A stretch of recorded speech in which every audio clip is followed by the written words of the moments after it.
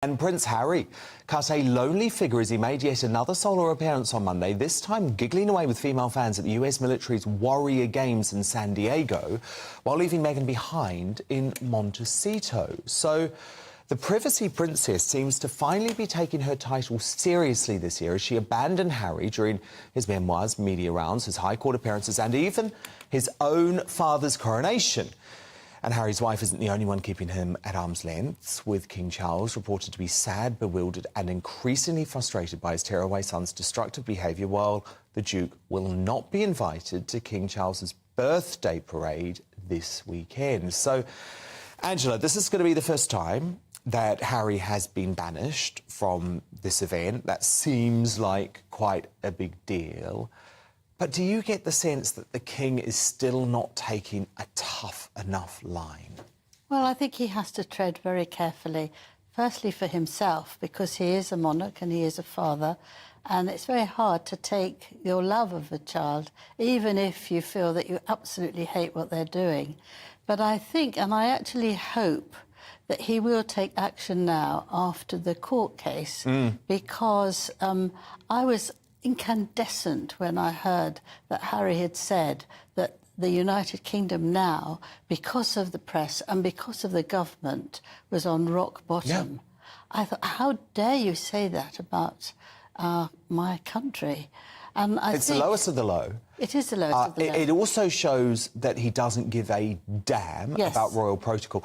And also, can I just say, he doesn't give a damn about democracy, does he, Angela Levin? Because this is a man that doesn't believe in the First Amendment in the US, and he clearly doesn't believe in the British public's right to vote for a government. He won't believe in anything Meghan tells him not to believe. I don't think we really know underneath there what he feels. Well, he claims to be anti-Brexit now, though, doesn't he? Well, he just keeps changing his mind because he's just following what he's told to do.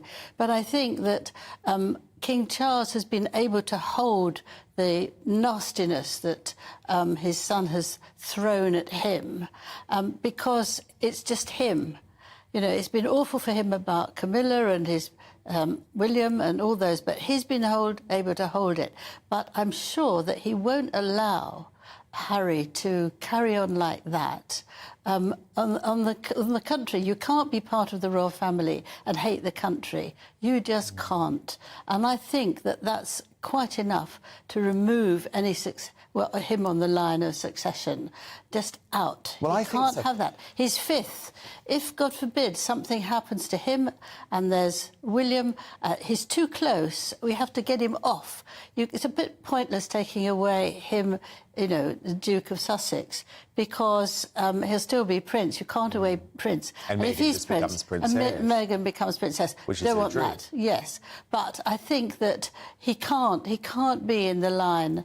He just can't be. I mean, it would... And I think even before it makes an effect on the King, that he has a son who has no manners whatsoever, who hates the country he's in and doesn't care a hoot about his father. No respect whatsoever. Angela Levin isn't mincing her words.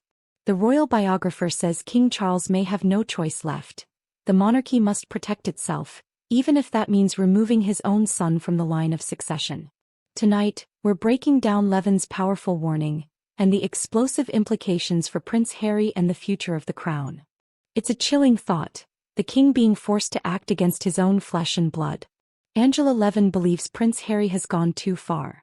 From public betrayals to constant attacks on the royal family, Levin says his actions have crossed the line between rebellion and outright destruction. She calls it a tipping point. Harry's interviews, his memoirs Spare, and his repeated criticisms have damaged the monarchy's reputation, and Levin warns that every word chips away at the crown's integrity. King Charles, she says, must now make an impossible choice: remain a father first or a monarch who protects the institution above all else.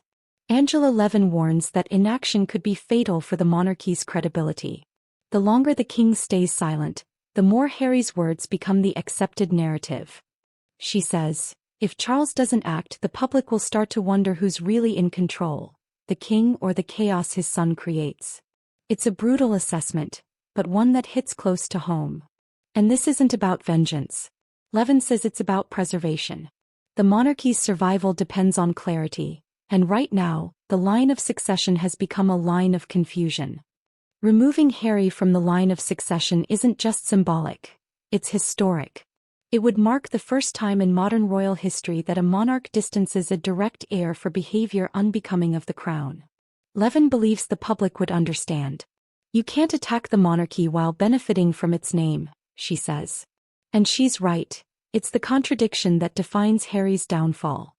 Harry and Meghan's constant public statements, Netflix deals and political commentary have blurred the royal boundaries.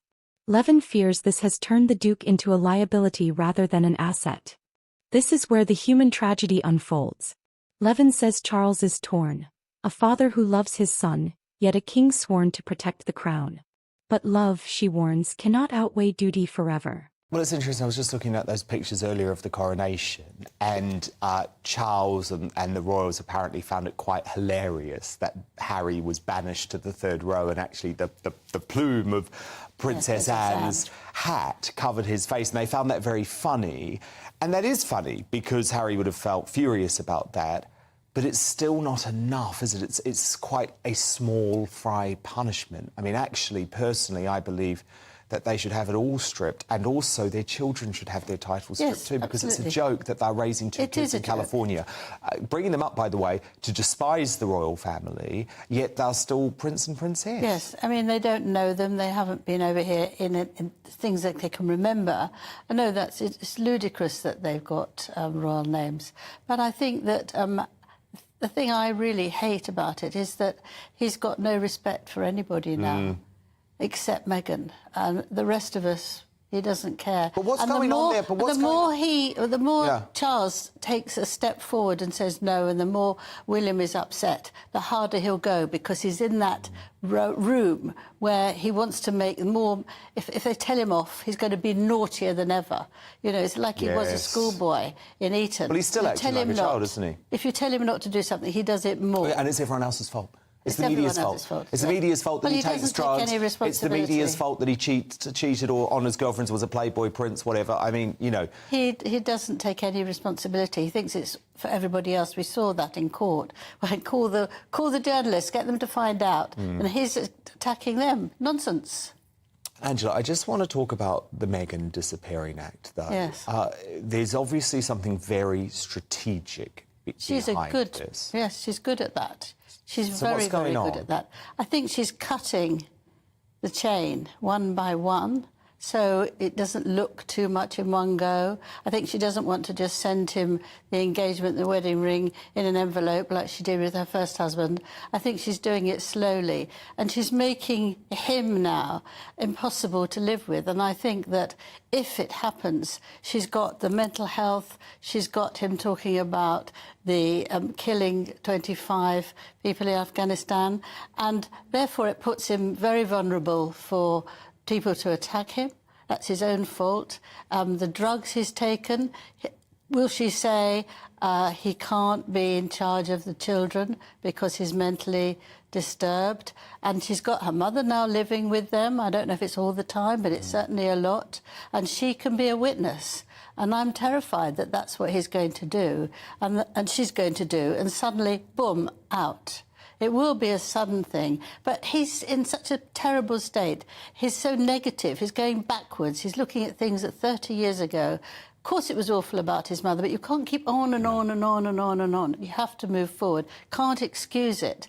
And she's going forward with a new agent and golden dresses and all that, and she won't join in. She's not there to support him, and I think that is a big sign, because the things that he's gone through with the Queen's death and his grandfather's death and the coronation, all on his own. Every time Harry reappears with a new complaint, it reignites the flames. Levin's warning is clear. The monarchy can't withstand endless controversy. The longer the king hesitates, the more the institution bleeds. She says, Charles must tread carefully, but he must tread. Those are chilling words, and they may signal a reckoning coming sooner than anyone expects. If Levin is right, the next royal chapter could be the most dramatic in decades. Removing Harry from the line of succession would be devastating personally, but perhaps necessary for survival. It would send a message that the monarchy stands above any one person, even a prince.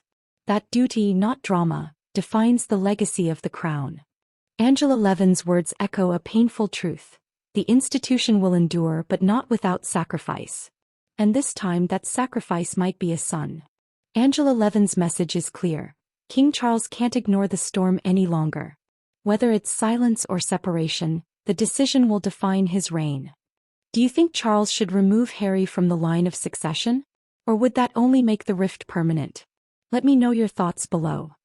Subscribe for more royal analysis, expert reactions, and fearless commentary, because the truth about the monarchy deserves to be told.